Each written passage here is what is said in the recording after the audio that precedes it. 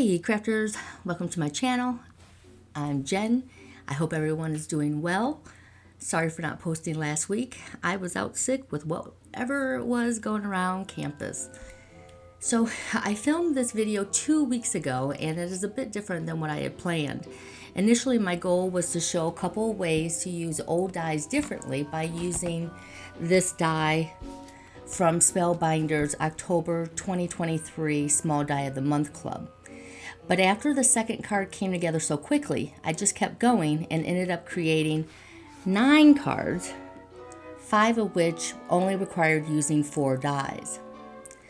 By the way, this die is called Big Jolly Santa, and it's on sale as of today for $5 at Spellbinders. Today is September 27th, and I do think it's the last day for the sale. Now, I'm not affiliated with Spellbinders, but I thought I'd pass along that good deal if you're able to catch this video on time. But even if you don't have this die, I hope this video inspires you to look through your old dies and think of new ways to use them. I'm not going to demonstrate how to make all of these cards because many of them are clean and simple cards, which means putting them together is pretty straightforward. However, I do want to show you how to symbol Santa, offer some tips and tricks, and demonstrate one of the more complicated builds, which is not conducive for mass or bulk creating. So let's begin by assembling Santa. I've already die cut the pieces I need using Tonic's Black Mirror cardstock and Park Lane Shimmer cardstock for the red and the white elements. I also cut 2 layers for all red and white pieces. There are 3 pieces to his hands, his left and right mittens, and the small piece here that you add after you attach the flagpole. Gluing his left arm can be a bit tricky because you also need to think about how you want the flagpole to sit on the card. I suggest gluing the elbow above the white line of his fur so his shoulder appears more accurate. I forgot this from last year, so the first card I made looks a bit off. This time I just left a sticky note on the package to remind myself. Now I'm just getting together all of the fur pieces to put around the cuffs of his arms and above his boots. So you attach the boot first, and then you do the fur on top of that.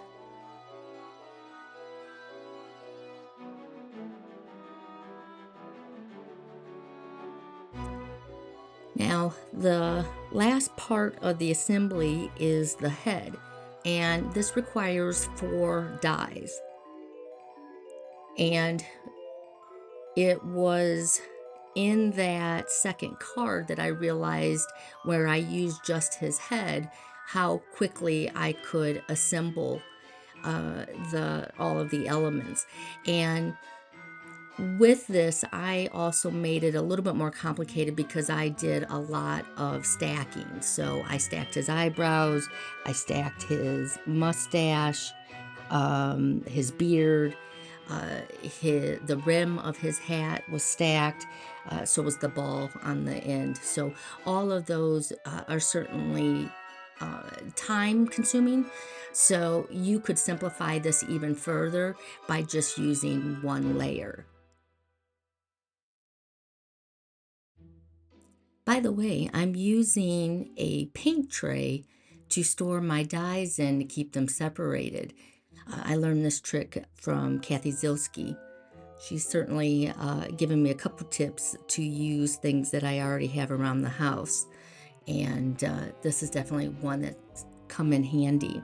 Now for large die cut projects, I will also use a muffin tin.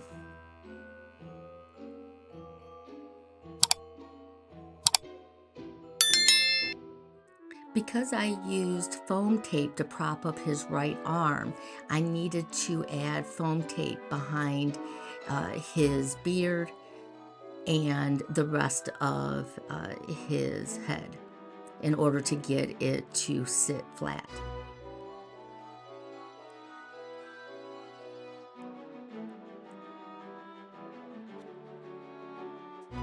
Now, one thing you also see me do here is that I am using Spellbinders black smooth discs to use as a substitution for his eyes. And the reason I need the substitution is because I used his eyes for the buttons on his coat. So this is an optional thing. You could also just glue black cardstock behind it. I want to point out a couple of differences between the first card that I made and the last card, which were the only 2 full body cards that I made of the 9. In the first card, I elevated the first layer with foam tape, which I like a lot better, but it has the problem of making the flagpole more vulnerable to bending. So if you want to create this look, stack the pole with multiple layers of heavy cardstock to give it some weight. And in terms of the banner, most of the builds I've seen have the banner flying in the opposite direction. This would make sense because the flag is blowing behind him as he walks, but I like to imagine that the wind is going this way to avoid the entire image being a vertical line down the center of the card. However, for the card on the right, I used scraps to make the stripes, and they were not long enough. So I trimmed down the card to 4 inches wide instead of 4 1/4. I then rounded off the point on the banner to avoid it poking through the envelope. Now, as for sentiment differences, the set comes with 2 etched dies. One says "Be nice," and the other one says the "Ho ho ho." For the festive wishes, that is a stamp set that was a supplement to the kit. Unfortunately, I don't think this is available any longer. Now, as I mentioned, my original goal was to demonstrate how to reimagine your existing dies. In both of these cards, I combine the image with other dies that I already own. For this one, I used the presents in the ribbon dies from the Delivering Joy Sleigh etched die set. I believe that was released in the Christmas in July. It's also from Spellbinders. The reason I would say that this card isn't conducive to bulk card making, though, is just the sheer amount of die cutting involved to create this many presents and ribbons. Now, you could always cut boxes and rectangles instead, and that's actually what I did to build the layers up underneath.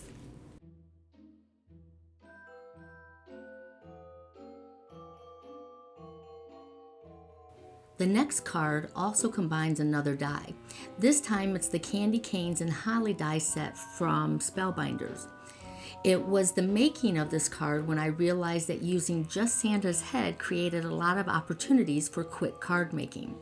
This was the most difficult of all of the cards using just Santa's head, but that was because I just dumped the red candy pieces off to the side from the cutting mat when I should have actually kept them with the die to avoid having to puzzle piece the candy canes.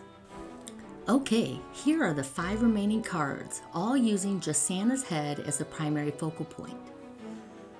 In this first card, Santa is propped up from a circle die cut with the stitched edging, and it's a low loft foam tape.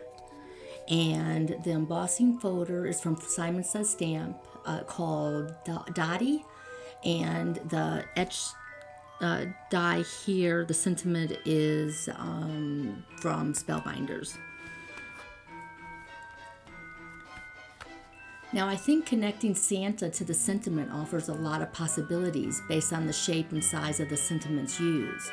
In this card, the Joy sentiment comes from Picket Fence Studios, as does the sequin mix called Autumn Leaves. Present Santa uses 3D embossing folder called Peppermint Stripe from Spellbinders, and then I just used the tag die and stamped the Be Merry from Waffle Flowers Holiday Cheer Collection. I cut the stripes from a border die from Amazon, but you could just as easily trim down the paper. While you may question if a shaker card constitutes a simple card, it really did come together quickly. I used the same circle die as the first card and then the next size bigger for the acetate. I created a border with foam tape and then another across the lower bottom of the window to reduce the size of the shaker. The sentiment is from Amazon, and now the one thing I had originally planned on using pearls, and as a result I used really thick or the standard thickness of the foam tape, and that's not my favorite look. And if I had a little bit more forethought, I would have lowered the loft and had a thinner foam tape because I don't need it for these thin little stars. This last card has antique gold pearls from This Cause for Confetti, and it's propped up with the foam tape similar to this first card. So what you think? I hope you feel encouraged to look at your old dies differently and even consider ways to combine your different dies. Next week, we return to Halloween and autumn cards. It's officially spooky season, so I have a lot planned for October. If you learned anything, if you liked the video, please give it a thumbs up, and I hope to see you next week. Have a good one. Be safe.